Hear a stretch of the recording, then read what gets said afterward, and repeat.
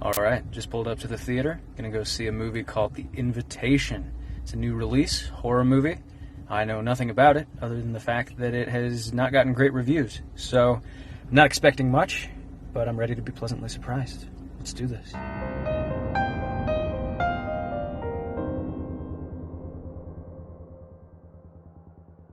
Welcome back, everybody. I'm Jake, the Scary Story Guy, coming at you with some fresh content.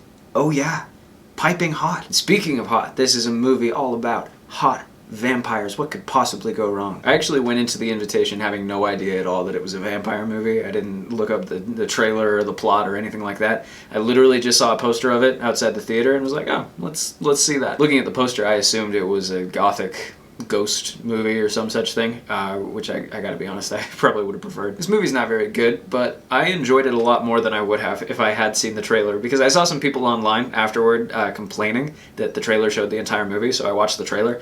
Oh man, they were not kidding. If you're in school and your teacher ever assigns you this movie, which I have no idea why that would ever happen, but you know, maybe you're studying mediocre script writing or jump scares that don't make you jump. Anyway, the trailer is literally just the spark notes for this movie. 2 minutes. That's all it takes, 2 minutes, and you could discourse on every single plot twist here. So because the trailer spoils the movie, and because you've probably seen the trailer or the movie if you're here, I'm assuming, I'm gonna spoil it too. And yeah, there's just not going to be enough to talk about otherwise, so you've been warned. The Invitation stars Nathalie Emmanuel, who I basically know as Daenerys' friend from Game of Thrones, as a working-class American girl who recently has lost her mother. She's desperate for some kind of family connection, so she takes one of these online DNA tests, and through this, she ends up getting a message from some long-lost cousin that she has in England. So the two of them meet. Turns out her new British family is pretty swanky, some old money there, and she ends up agreeing to go to a wedding that is being hosted by the handsome young lord of some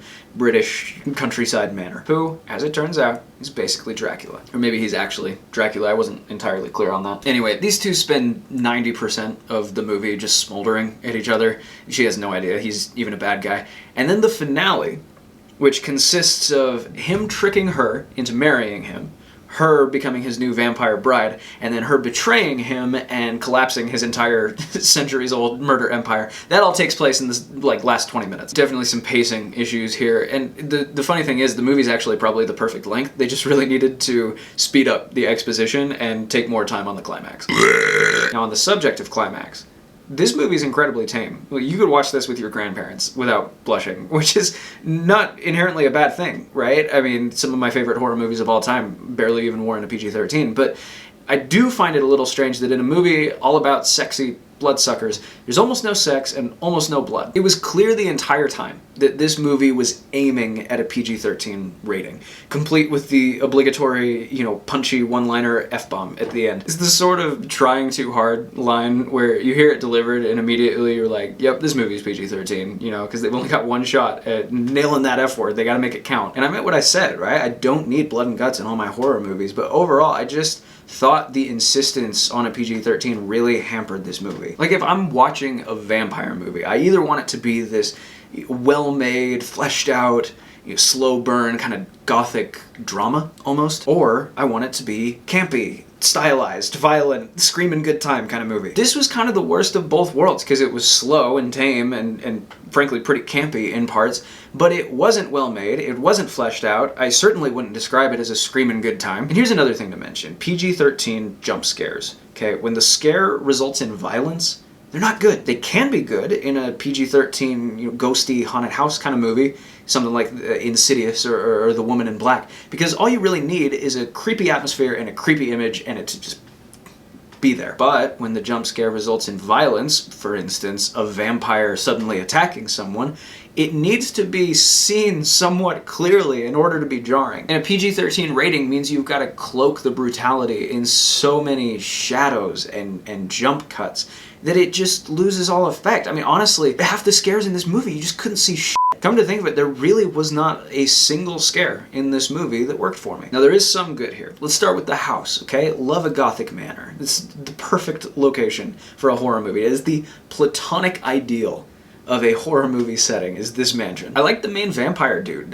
Thomas Doherty, his name is, and he's a lot younger than you'd expect from a, you think Dracula type, maybe late 40s, early 50s. This dude's in his 20s. He's super charismatic. He does a great job the entire movie. And yeah, I think the whole idea here is just generally intriguing and fun, right? I mean, vampires and Dracula, it's one of our most long-lasting and captivating horror legends for a reason. But again, that's kind of why this movie's such a shame, because it had potential to be cool and memorable, and instead I can feel it just dripping out of my head as we speak. Like, honestly, I'm trying to remember how all the bad guys died, and I think there was a fire or something, which is not what you want, considering I just saw this movie a couple days ago. A couple side notes I wanted to bring up real quick. There's another horror movie called The Invitation. It came out a few years ago, I think on Netflix. And that movie kicks ass. I gotta watch that again. Maybe I'll do a video on it. And the second thing is, I may not have liked this movie, but one of the trailers they showed was for this upcoming movie called The Menu.